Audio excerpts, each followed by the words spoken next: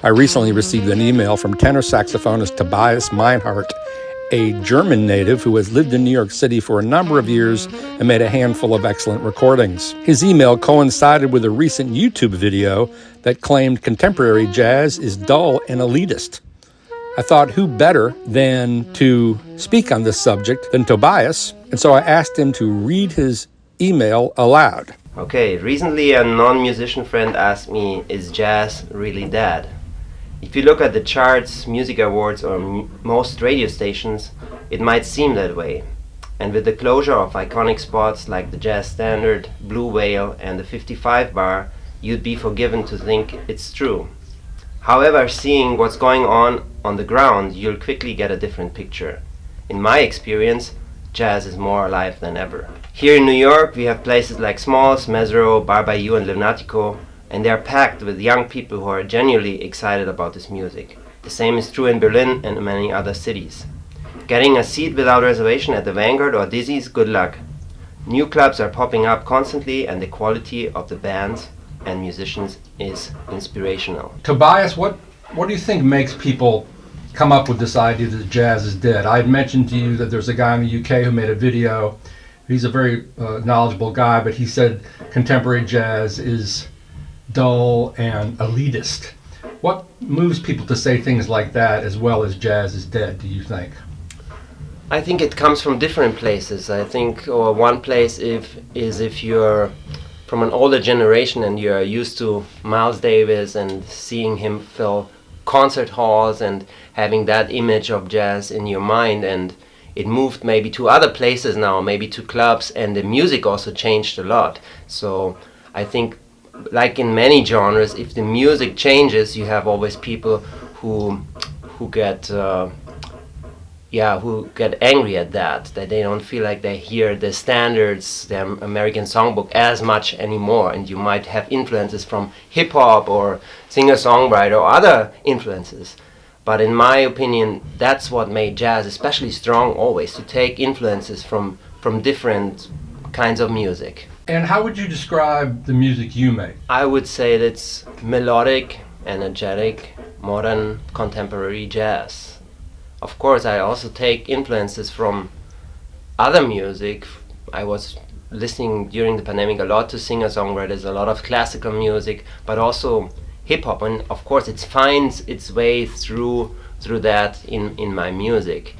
And I think if you follow what you hear daily, you pick up on that, and there's a lot of great other music than jazz out there, and to neglect that, I think, would be a mistake. And I mentioned earlier to you, I reviewed one of your earlier records for Downbeat, and just remember thinking how sort of fresh it sounded and very strong and original. It was different than, maybe it's because you're European, it had a different sort of angle. The production sounded modern, but it was a really enjoyable record. So what year did you arrive in the U.S.?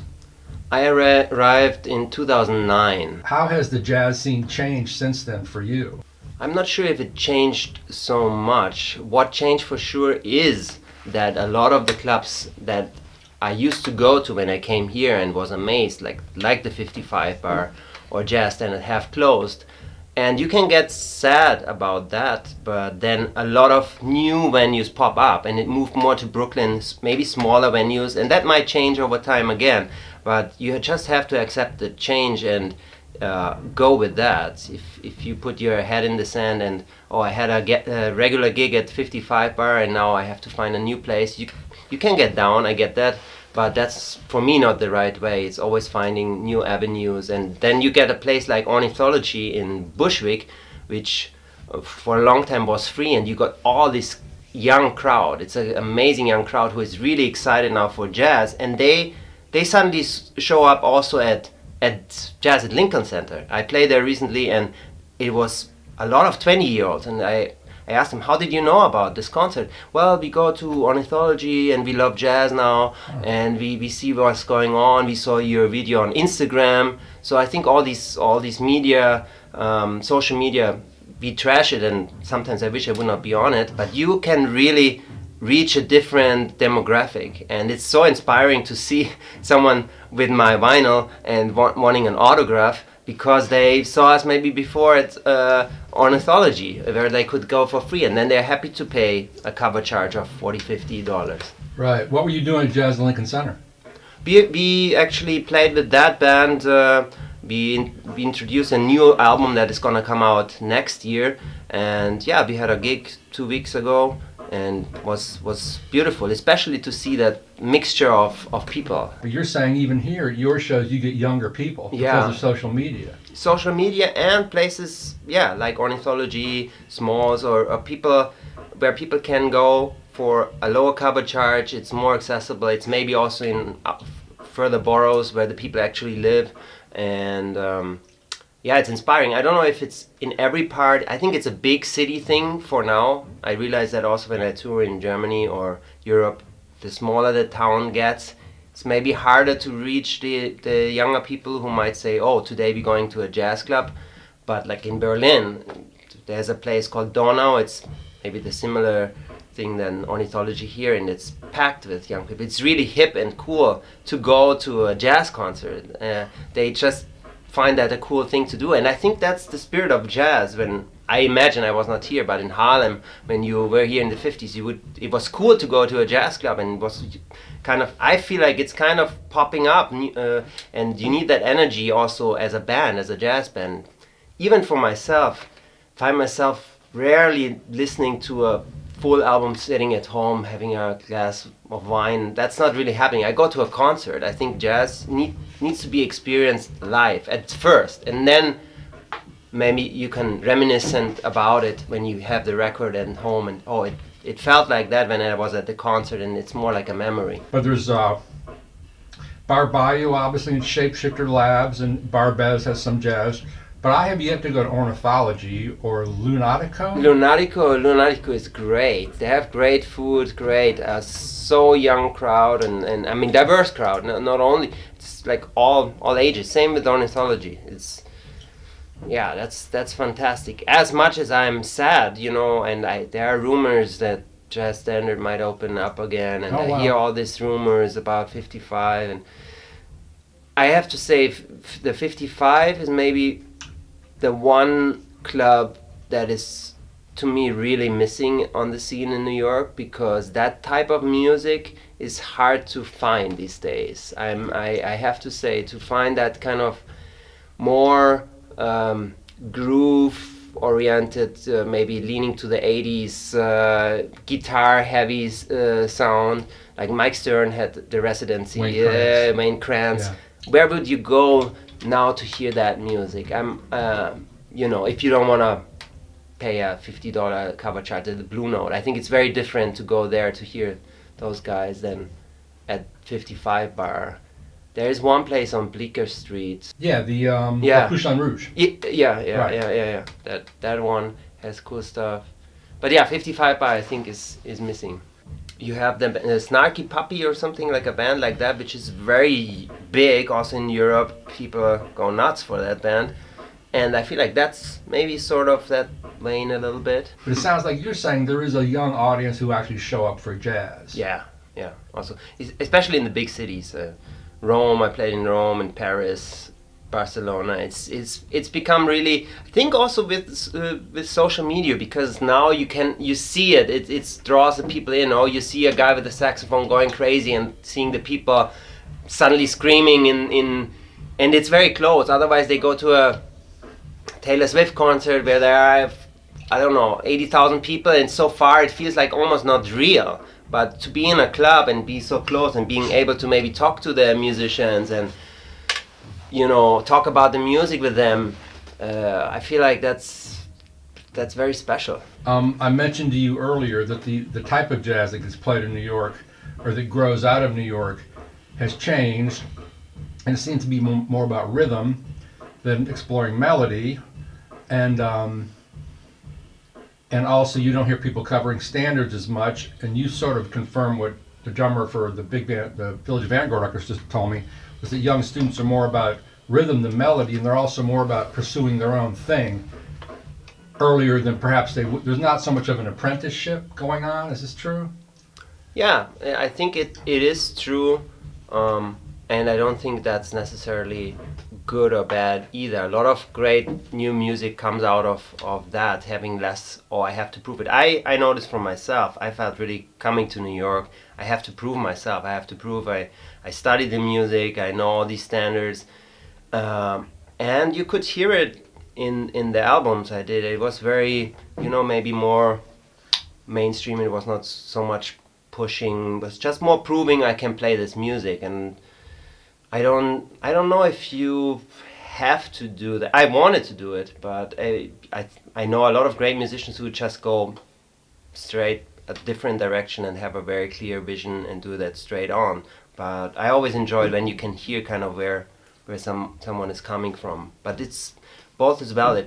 Another point which you brought up, what changed, I think what changed for me, and I find it very healthy, and something definitely changed even since I arrived. I see so many more amazing female musicians on the bandstand, and I think that's so healthy, and it's even more growing, and I think that's beautiful. Like people like Miki Yamanaka, piano player, or great players, which I feel like there's just more.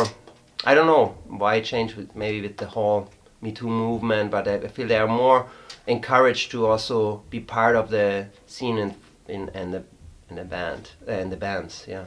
Yeah, Melissa Aldana. There's Melissa Aldana. Yeah. Slowly, after a few years, just I started to think I never will be the guy who was born in Harlem and soaked it up with as a kid all the jazz history, and I'm from a Bavarian village, so what's my purpose playing this music? Just trying to be that kid, or that person I wanted to be, and trying to imitate. Or it sounds so cliche, but after a while I really felt like maybe it's interesting for the people to hear how would that sound. I like a guy from a small village playing that music. Maybe that's actually the interesting thing. But it took me still realizing and thinking about that a lot. I feel like that might be the thing people actually are maybe interested. You bring something new to it. Who are your tenor saxophone heroes? It depends, alive or dead. Of course, you have to mention Coltrane and Rollins. I'm just reading, I have it here, the diaries of Sonny Rollins. They're incredible. The diaries? Diaries, I show you. Is it a book? It's a book, yeah. Not the Adrian Levy book. No, it's diaries of his. Like he talks about push-ups, how many push-ups he does, or like what he experiments on the horn with, and thoughts about music. It's very like all over the place, but just what you would write down in your own like diaries. It's incredible. I remember my dad had records of Ben Webster, and I think still sound, to hear someone play like this now would be incredible. Like this sound, when I hear Ben Webster, it's really, maybe because I heard it as a kid, but it really touches me very, very deeply. And Coleman Hawkins, those figures, I think, influenced me also a lot. And I still think how they were portraying and seeing the music very much through the lens of sound, like Stan Getz too, but sound was such a big part of their playing, I felt like. Now to the contemporary players, I think, my favorite would be Joe Lovano. I love Lovano so much. Also as a person, I met him a few times. And Seamus Blake, my teacher is John Ellis. Now younger guy, Ben Wendell is incredible, Walter Smith. You made a record with Kurt Rosenwinkel? Yeah, a couple. Mm-hmm. Tell me about those, the titles and the music. So one is called Berlin People. That's my German band, because just logistically it's hard to bring the American band always over, and also I spent time in Berlin and we formed a band there called Berlin People. So the first album with Kurt, who lives also in Berlin, was called Berlin People, and a more recent one we recorded live there over 5 days in at the A-Train, which is a great club in Berlin.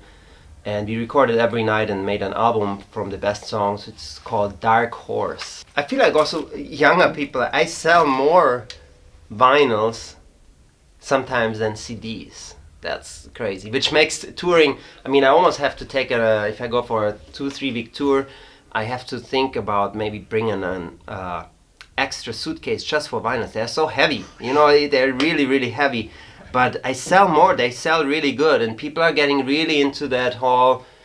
I think it's also a kind of reaction to Spotify, where you get bombarded with songs and you have no idea, is that song, is that even one album? You're just listening to songs, and there are all kinds of genre crossing. It's hard to. I remember even myself on a CD player, I would spend sometimes a month or at least a week with one CD and just hearing it over and over. And I feel like people miss that feeling to just have one vinyl on the record player, putting it on dinner or something, and really getting to know that album. I think it's really, I noticed myself, it's such a different experience to having this bombardment of constant music. More intimate experience. Exactly, and you get to discover things you never discovered. And that sounds maybe very old school, but I feel like especially the younger generation is now into that again. To the fellow in the UK who made the video saying contemporary jazz is dull and elitist, how would you respond to that? I would invite him to come to one of those clubs.